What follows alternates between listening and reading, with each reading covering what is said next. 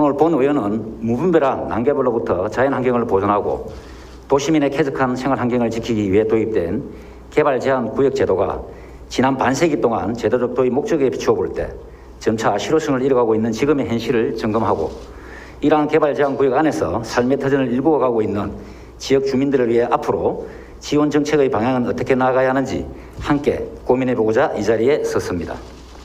잘 아시겠지만 흔히 그린벨트라 불리는 개발 제한 구역은 지난 1971년 대도시의 무분별한 확산을 제한하고 자연, 녹지를 보존하여 도시민의 쾌적한 생활 환경을 보호하겠다는 지자에 도입되어 1977년까지 8차례에 걸쳐 전국도의 5.4%가 개발 제한 구역으로 지정되었습니다.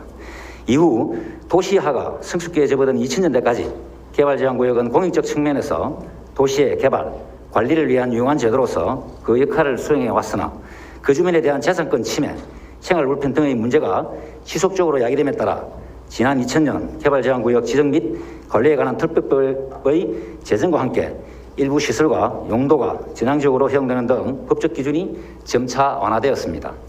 그러나 이러한 규제 완화적 정책으로 인해 외지인에 의한 토지 소유 비중은 점차 증가하게 되었고 용도 변경 및 정축 등에 의한 불법 행위가 급증하면서 정부와 지자체에서는 지금까지 개발 제한 구역을 보존과 관리의 대상이 아닌 규제와 단속의 대상으로만 인식하게 되었습니다.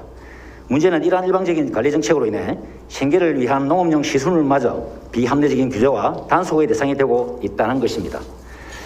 현재 경남도 내에는 창원, 김해, 양산, 함안 등 총 4개 시군에 461제곱킬로미터의 개발 제한 구역이 지정되어 있으며 특히 이 중에는 총 38,590필지, 전체 면적의 8.5%가 농업용지로 지정되어 있습니다. 무엇보다 개발 제한 구역 안에서는 지정 목적에 입에되는 건축물의 건축 및 용도 변경, 공작물의 설치, 토지의 행질 변경 등 개인의 재산 관리와 개발 행위가 강력히 규제되고 있어 수십 년간 개발 제한 구역 안에 내에서 농축산업을 기반으로 생계를 이어가고 있는 지역 주민들의 경우 시대적 변화에 따른 개발의 필요성에도 불구하고 불편과 고통을 그대로 감내하며 살아올 수밖에 없었지만 최근 행정의 비합리적 규제와 일반적인 단속으로 오래전 설치된 농업용 시설물마저 원상복구 명령을 받거나 과도한 이용 부담금을 부과받는 경우가 점점 늘어나고 있습니다. 특히 이러한 시설물들은 투기의 목적이 아니라 오로지 생계를 위해 수십 년간 사용되어 왔음에도 예기치 못한 단속으로 해당 농민들은 울분을 토할 수밖에 없는 실정입니다.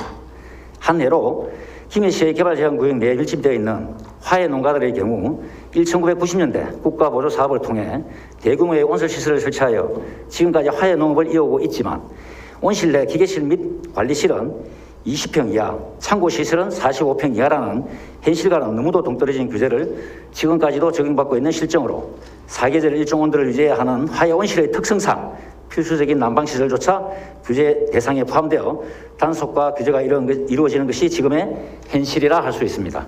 존경하는 340만 도민 여러분, 본 의원은 개발 제한 구역 내 제한을 무조건적으로 풀어주자는 것이 아닙니다.